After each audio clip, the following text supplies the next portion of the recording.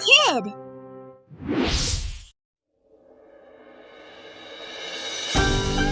রাহুল এবং তমাল দুই বন্ধু। তারা দুজনেই পঞ্চম শ্রেণীতে পড়ে। রাহুল সচ্ছল পরিবারের অহংকারী ছিলেন। বাড়ি গাড়ি টাকা পয়সা কোনো কিছুরই তার অভাব নেই। আর এদিকে তমাল ছিল মধ্যবিত্ত পরিবারের সন্তান। আর্থিকভাবে তেমন সচ্ছলতা না থাকলেও তমাল ছিল ভীষণ মেধাবী এবং পরিশ্রমী।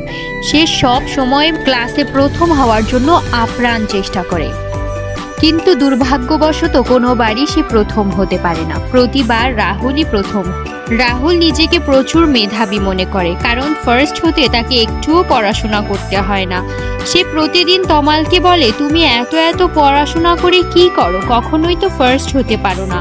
কিন্তু তমাল তার কথার কোনোই উত্তর দেয় না। সে সারাক্ষণ মায়ের সাপোর্টে পড়াশোনা করে। তার মা তাকে সব সময় সাহায্য করে।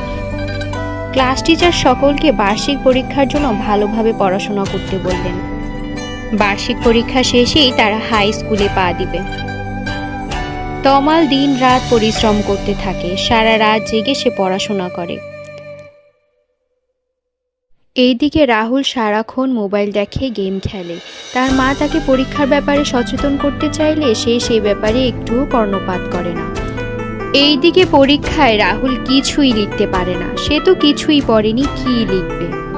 ক্লাস টিচার তার মাকে ডেকে এনে তার ব্যাপারে নালিশ জানায়। সে গত সেমিস্টারগুলোতে একটুও ভালো রেজাল্ট করেনি, এবার যেন সে একটু পড়াশোনা করে। কিছুদিনের মধ্যেই তাদের পরীক্ষা শেষ হয়ে যায়। এবার শুধু রেজাল্ট দেওয়ার পালা। এইদিকে রাহুল এবং তার মা প্রিন্সিপালকে অনেক টাকা দেয়।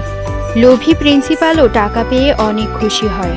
প্রতি বছরই তারা এই কাজ করে। প্রতি বছরই রাহুল টাকা দিয়েই ভালো রেজাল্ট কিনে নেয়। আজ পরীক্ষার ফলাফল প্রকাশের দিন। রাহুল প্রথম স্থান অধিকার করে এবং তমাল দ্বিতীয়। সবাই মিলে তমালকে নিয়ে হাসাহাসি করতে লাগে। সারা বছর পড়াশোনা করেও তো প্রথম হতে পারলে না, বলেছিলাম এত পড়াশোনা করে কিছুই করতে পারবে না। নানাভাবে রাহুল তমালকে ছোট করতে থাকে। এইদিকে সবাই কানাঘোষা করতে লাগে যে রাহুল তো টাকা দিয়ে ভালো রেজাল্ট কিনে নিয়েছে, কিন্তু রাহুলের সামনে এই কথা বলার সাহস কারোই ছিল না। তমাল ভীষণভাবে ভেঙে পড়েছিল, কিন্তু সে নিজেকে এই বলে সান্ত্বনা দিল যে প্রথম দ্বিতীয় তো ব্যাপার না, পরিশ্রম করেছি, নিশ্চয়ই একদিন সফল হব। এই বলে সে নিজের মনোবলকে আরও দৃঢ় করলো এবং ভবিষ্যতে আরও পরিশ্রম করতে লাগলো। হাই স্কুলে উঠেও সে সারা দিন পড়াশোনা করত এবং পরিশ্রম চালু রাখত। সে যেমন মেধাবী ছিল তেমনই ছিল পরিশ্রমী। এবার সে চাইল বড় কিছু হতে। প্রথম এবং দ্বিতীয় নয়, সে চেয়েছিল ডাক্তার হতে। আর রাহুল হাই স্কুলে উঠেও সারাদিন গেমিং করত এবং অল্পতেই সে খেপে যেত। তার অহংকার এবং রাগ দিন দিন বাড়তেই লাগলো। ক্লাসে এসে সবাইকে উত্ত্যক্ত করত, কাউকেই শান্তি দিত না। তমাল সারাক্ষণই পড়াশোনা করত। সে রাত দিন 24 ঘন্টা পড়াশোনা করতে থাকে। কিছুদিনের মধ্যেই তার হাই স্কুল লাইফ শেষ হয় এবং সে একটি ভালো মেডিকেল কলেজে চান্স পায়। মেডিকেল কলেজে উঠে সে আরও বেশি পরিশ্রম করতে থাকে, কারণ এবার তার পরীক্ষাগুলো আরও কঠিন। এদিকে রাহুল দিন দিন তার অভ্যাসগুলো খারাপ করছে। তাকে নিয়ে সারাক্ষণ তার ফ্যামিলিতে ঝগড়া ঝামেলা লেগেই থাকত। সারাক্ষণ বাজে বন্ধুদের সাথে আড্ডা দেওয়া, ঘরে এসে মোবাইল স্ক্রলিং করা তার একটি খারাপ ফিউচারের ইঙ্গিত দেয়। তাই ইউনিভার্সিটির পড়াশোনা শেষ করে তার বাবা তাকে একটি ব্যবসা ধরিয়ে দেয়। বাবার টাকা দিয়ে রাহুল একটি বিজনেস স্টার্ট তো করতে পারে ঠিকই, কিন্তু সেই বিজনেসটাকে সে আর রানিং করতে পারে না।